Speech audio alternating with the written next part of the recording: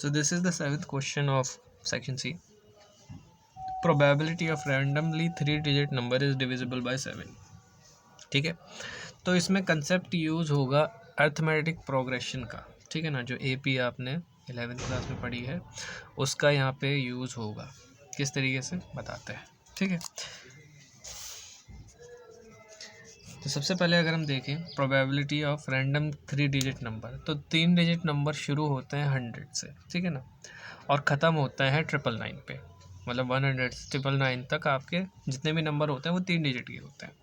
अब उसमें सबसे पहला ऐसा 3 डिजिट का नंबर जो 7 से डिविजिबल भी होता है वो क्या होता है, वो होता है 105। 105 is the first number which is divisible by 7, first 3 digit number. इसके बाद अगर आप निकालेंगे कौन सा होगा, तो इट विल बी 112। इसके बाद आप निकालेंगे it will B 119 and so on, ये चलता रहेगा, ठीक है।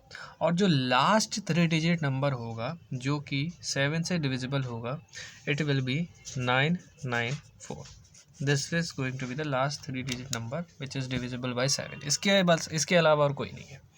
तो ये एक सीरीज़ आपके सामने दिख रही है, 105, 112, 119, लास्ट नंबर इज़ 994, ठीक है ना।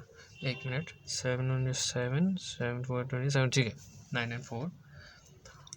तो इसको आपको यहाँ पे सामने एक सीरीज़ फॉर्म हो रही है, ठीक है ना। तो these are the number which is divisible by 7।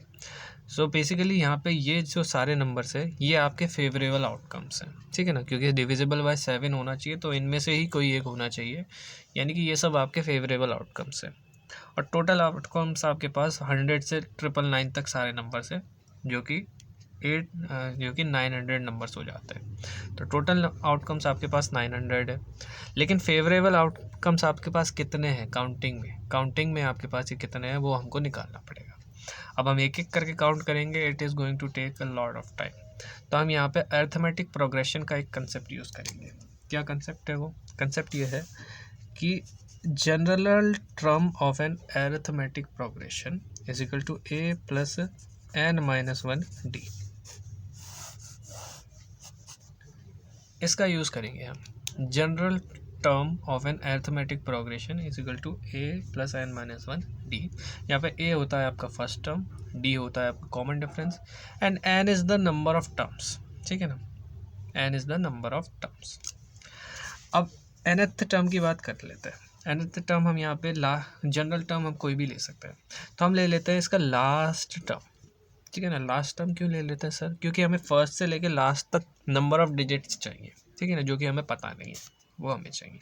तो हम लास्ट टर्म ले लेते हैं which is n 994। First term हमको पता है विच इज़ 105।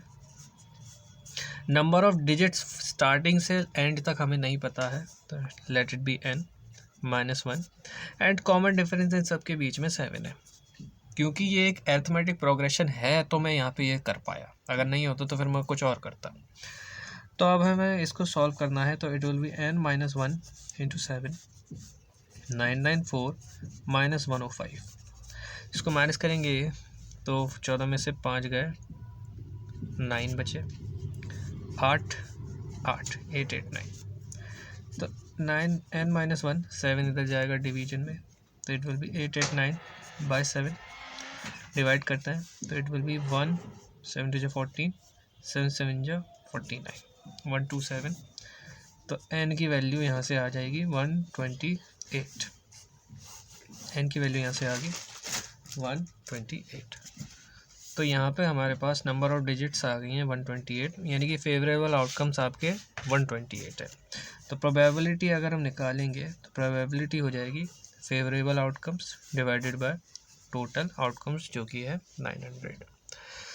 अब इसको हम सॉल्व कर ले तो इट विल बी 6 से कट जाएंगे दोनों ही,